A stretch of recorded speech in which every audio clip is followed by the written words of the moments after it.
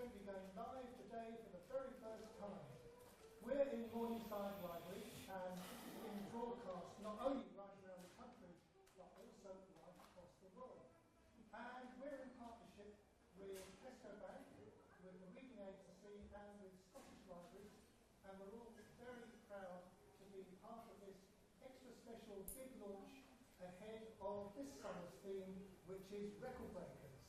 Now, if you're watching this at home or you're watching this in a library, you will need some pencils and paper to join in, so do get those ready.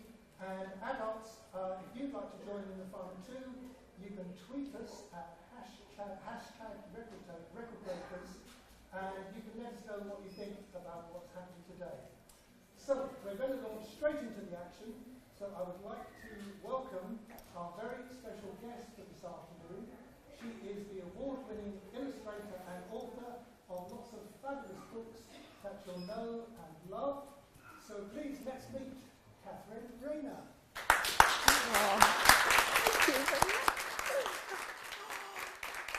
Hello, boys and girls. Thank you, Simon. It is lovely to be here this afternoon and to see all of you. It's marvellous. Now, what I tend to check at the beginning of every event is something very, very important. I have to look around and make sure that you've all remembered to bring something very, very special with you. And everybody always looks really worried about this bit, but I think I've seen that most of you've got it. I've been watching. Have you all remembered to bring your smiles with you today? Have you? Can I see them, please? Brilliant smiles. Grown up smiling too, that's great. Well, I'm going to read you a book about a tiger who lost his smile. How terrible is that?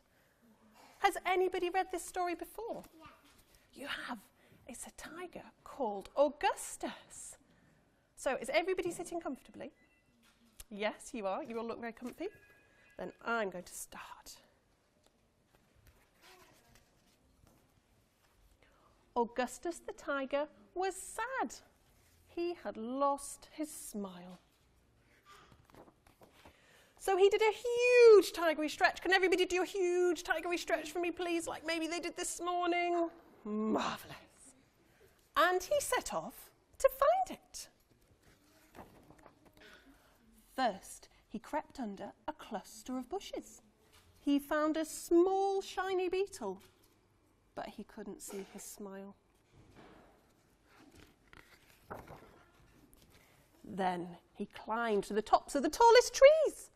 He found birds that chirped and called, but he couldn't see his smile.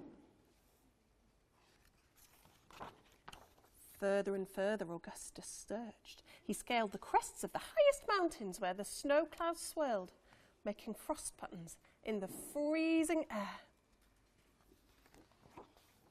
He swam to the bottom of the deepest oceans and splished and splashed with shoals of tiny, shiny fish. He pranced and paraded through the largest deserts, making shadow shapes in the sand. Augustus padded further and further through shifting sands until pitter-patter, drip, drop, plop. Can we all say that together, please? Pitter-patter, drip, drop, plop. Well done. Augustus danced and raced as raindrops bounced and flew. He splashed through puddles bigger and deeper. He raced towards a huge silver blue puddle and saw there, under his nose, his smile. And Augustus realised his smile would be there whenever he was happy. He only had to swim with the fish, or dance in the puddles, or climb the mountains and look at the world. For happiness was everywhere around him. Augustus was so pleased that he hopped and he skipped and he jumped away smiling. Oops. And he's jumped right out of the book. Where do you think he might be? Has anybody seen any other Augustus in the room, in the library? Oh, I can see one down there. Yes, you've got one there. I could see his tail. You can see his tail. You've got the book at home as well. Where do you think Augustus might live? Does anybody know why Augustus might live? Yes. In the jungle, perhaps? Yes. Where do you think? In the jungle as well. In the water. Maybe he wouldn't live in the water, but he might swim in the water. Now, we can all, well, I've just told you really, haven't I, what makes Augustus smile. Would anybody here like to tell everybody else what makes them smile? Has anything lovely happened today that's made you smile? Yeah.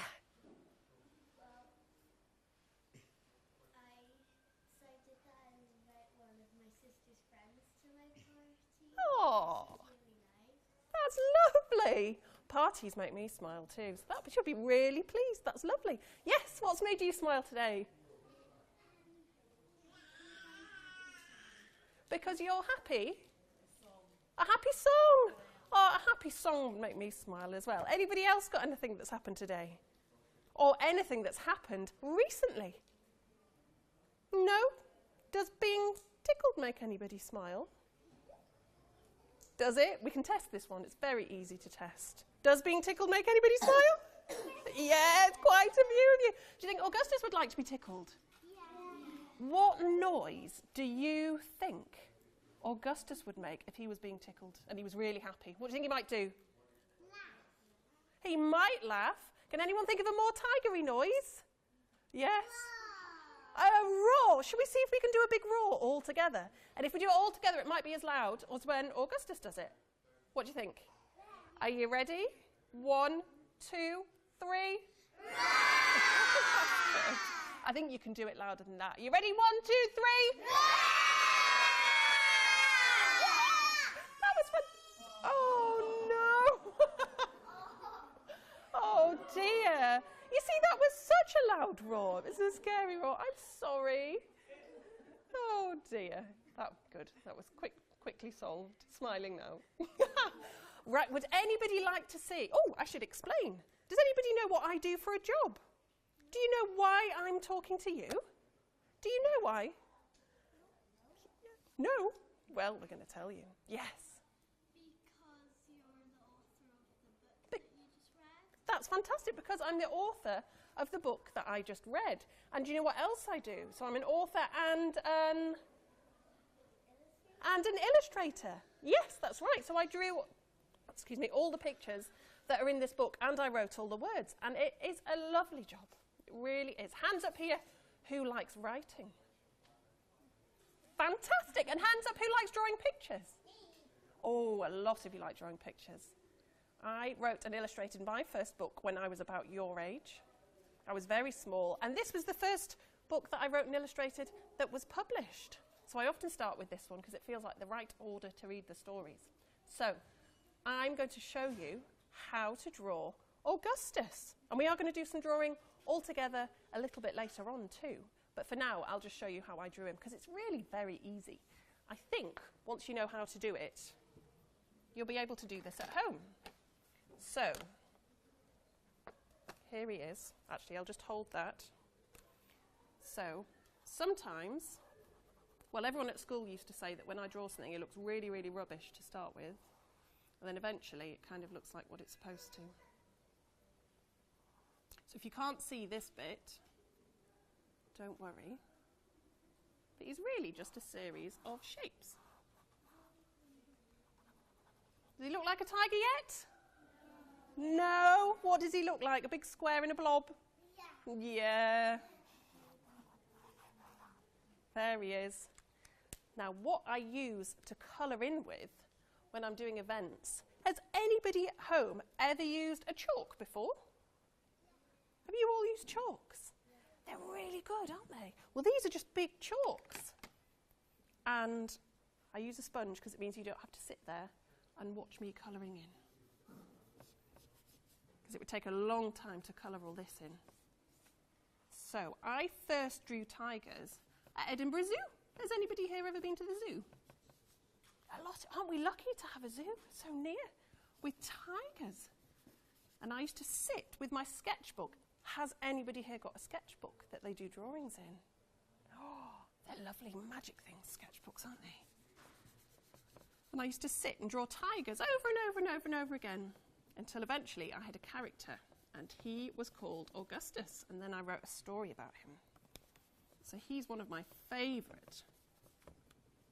Does anybody have any questions at all? Yes?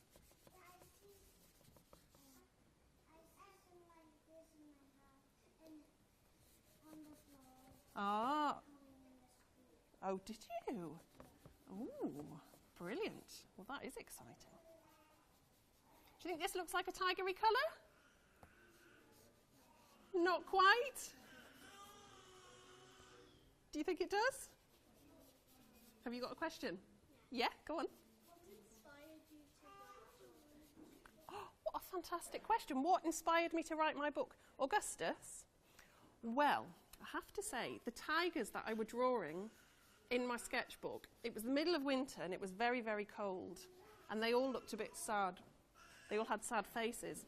And I was having a meeting with my teacher and he said, well, what are you going to write this story about? You've drawn loads and loads of tigers, but what on earth are you going to write? And I thought, quick, think of something quick. And I said, oh, they've all lost their smiles. And he said, oh, that's a fantastic idea. And I pretended that I'd been meaning to do that all the way along. And the story about Augustus came about. And also I wanted to draw in the book lots and lots of different things. So because he was looking for his smile, we could do lots of different backgrounds. He could be swimming with fish, and you could print lots of leaves, and you could do nice skyscrapes for mountains. So it made perfect sense to do that book. Also, tigers are really nice to draw. That's a really good question. Would you like to write a book? Pardon? Maybe, maybe. Well, it's a lovely job. So here he is with his brown. Is he starting to look like a tiger yet? Yes, oh good. Doesn't look like a hamster? Yeah, does he look like a snake? No. There's something really important missing though, isn't there? What do you think's missing?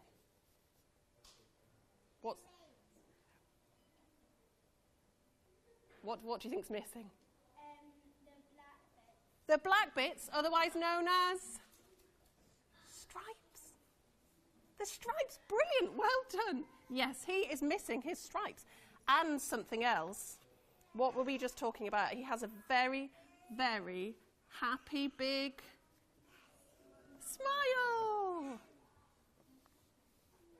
Here we go. So, now you've seen how it's done, do you think you might be able to draw an Augustus? He's quite a simple shape, really. There we go.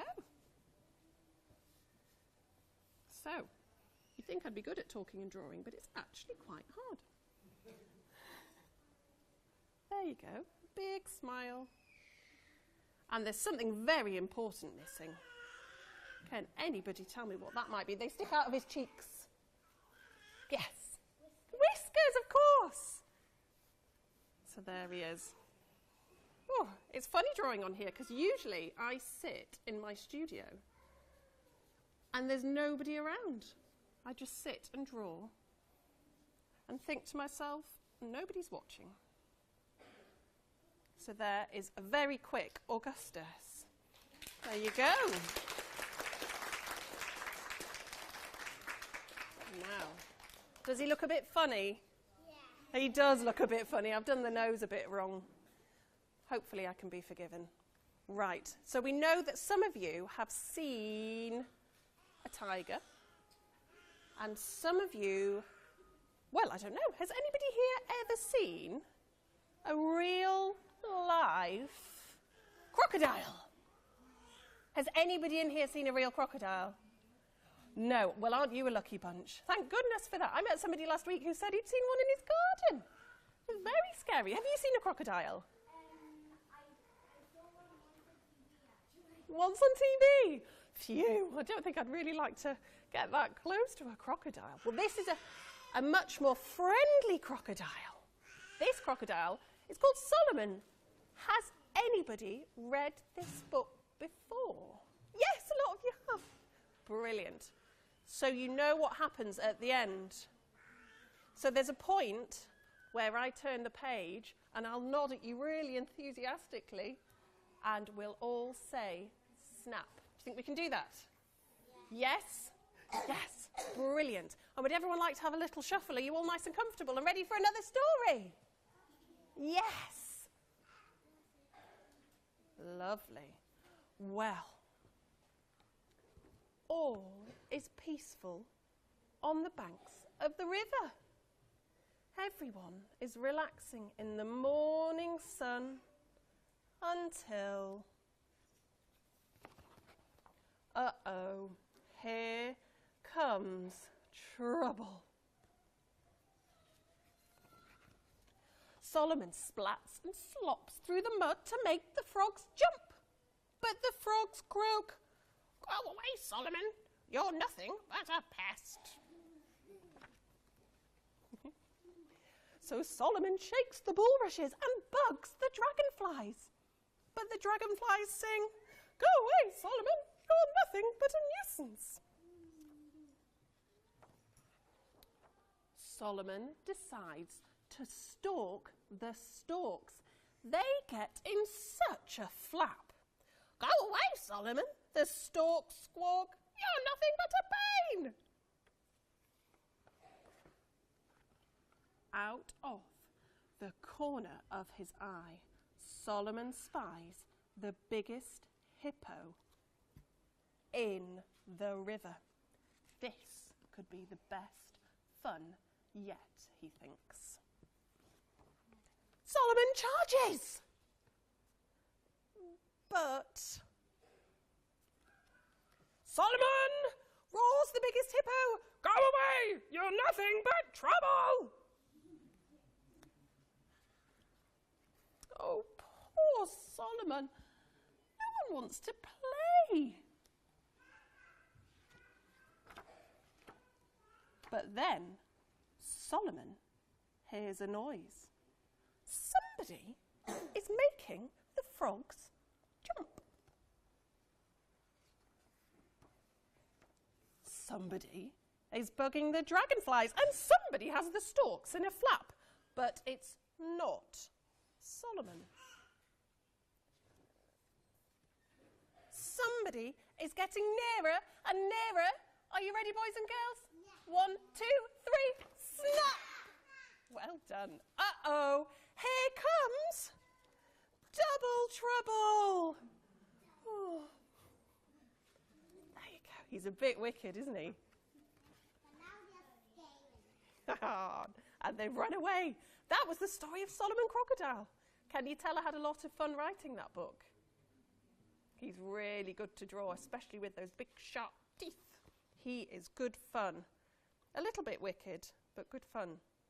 Now, oh, and a secret. You mustn't tell anybody, apart from everybody who's watching as well. This is our secret to everybody here. I've just finished another book about Solomon Crocodile. So there'll be another one about him and the other crocodile who he meets at the end. And it's called Solomon and Mortimer. So that was fun to do too. Now, I'm going to put him here. We know that some of you have seen a tiger. None of you have seen in real life, apart from one person on telly, a crocodile. But has anybody seen a giraffe? You have? Aren't you lucky? Where have you seen a giraffe? In this book. Lucky you. Fantastic. Has anybody seen one anywhere other than here? Yes? I've seen one at the zoo. At the zoo? And you wouldn't miss one if you saw one, would you? Because they're so tall. Were you amazed at how tall it was? The giraffe.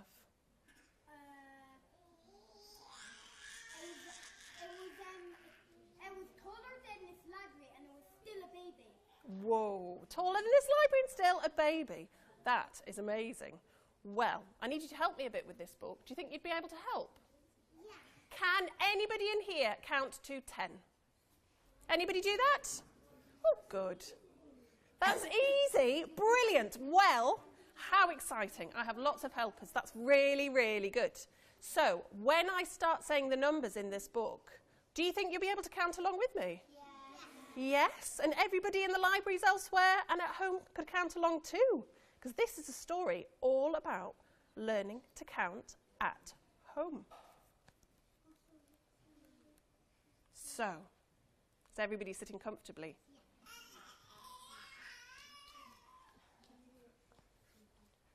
Abigail loved to count. It was her very favourite thing. Are you ready?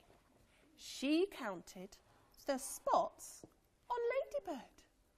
1, 2, 3. But Ladybird scuttled under a leaf. So Abigail counted the leaves on the tree. 4, 5, 6. But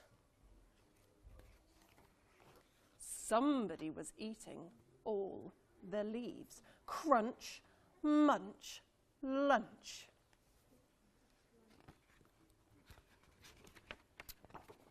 Abigail really wanted to count, so she started counting zebra's stripes.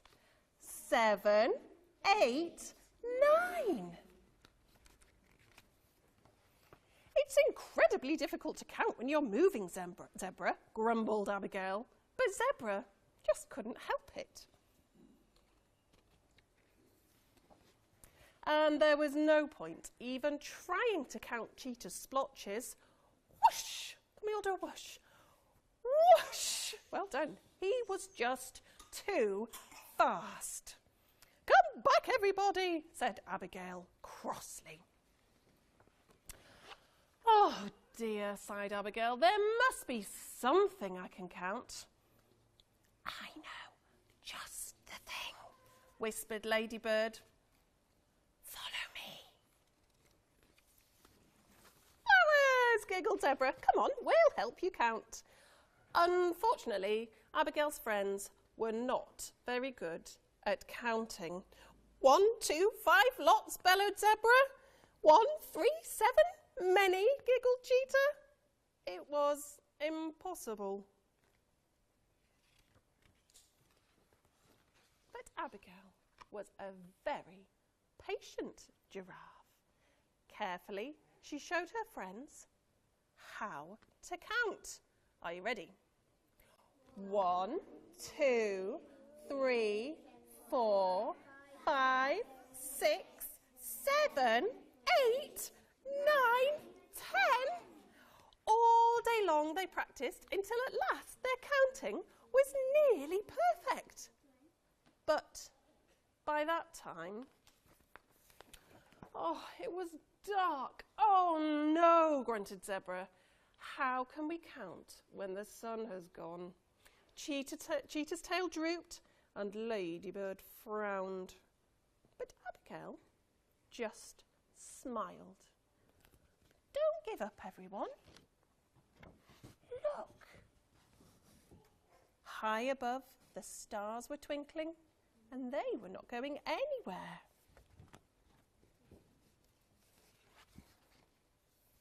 Together, Abigail and her friends counted all night long. 3 friends, 1,267 stars, and 1 Abigail. That's the story of Abigail the giraffe. Yes?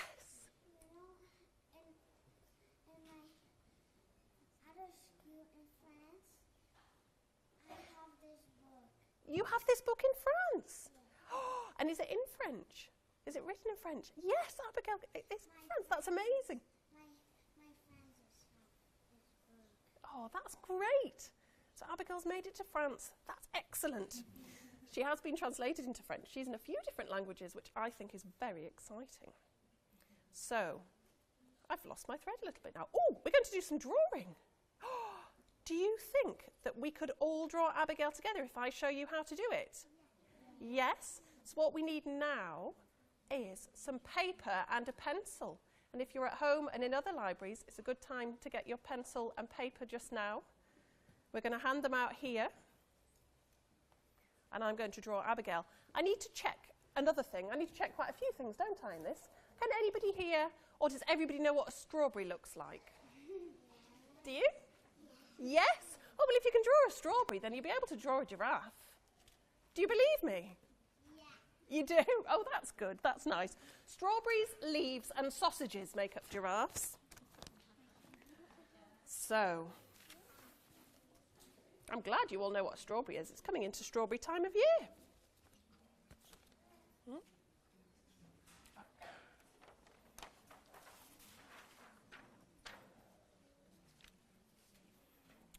Right, it's very simple and very quick, this. Is everybody ready? So, what we'll do first is draw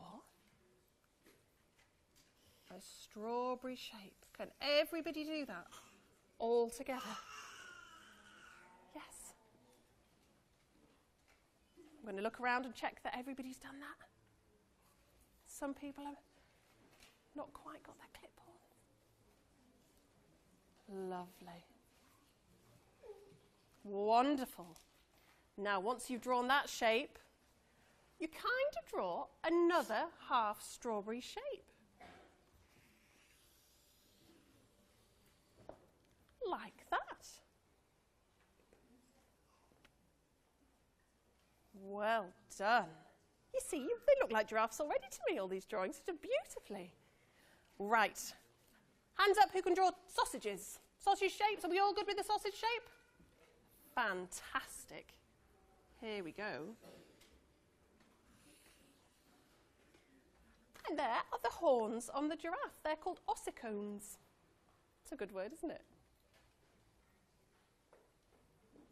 Beautiful. Absolutely beautiful. Well done. Is everybody caught up? Brilliant. Now, who can draw leaf shapes? Yeah? Excellent. Well, that is basically Abigail's ears, so that's easy too. Wonderful. So, there we go. I like the noise. You can hear the pencils on the paper. It's one of my favourite noises. Wonderful. And a smaller one inside as well looks nice too. You're doing beautifully. Now, giraffes have a very long neck. There we go. So I know you can all do that. And it can go right off the page because it can be as long as you like because she wants to reach those juicy leaves at the top of the trees or just to count them. Beautiful. She needs to see, doesn't she? Do you think some eyes would be useful?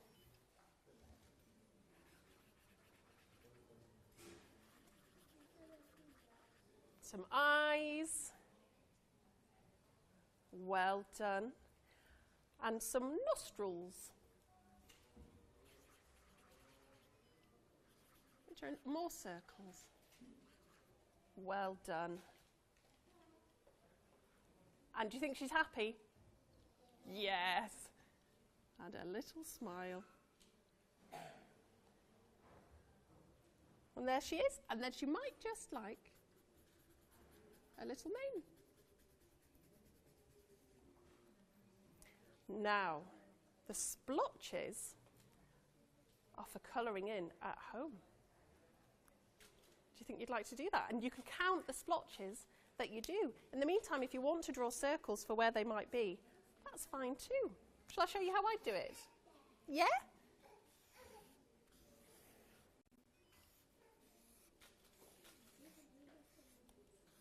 And then she has a couple on her face. And that is Abigail.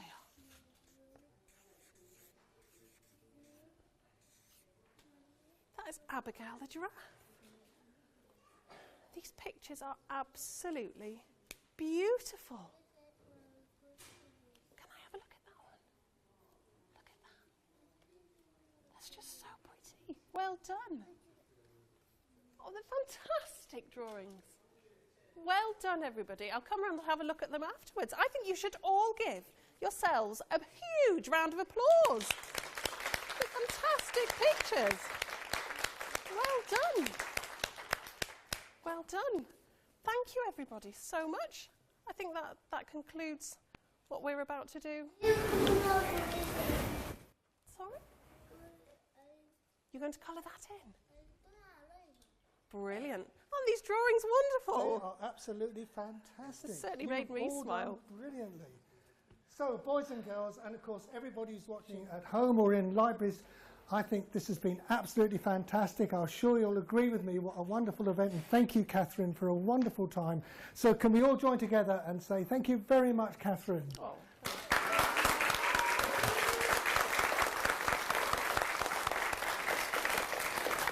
Now, I do hope that all of you who are here and all of you who are watching this elsewhere will join in with the Tesco Bank Summer Reading Challenge Scotland this year, record breakers.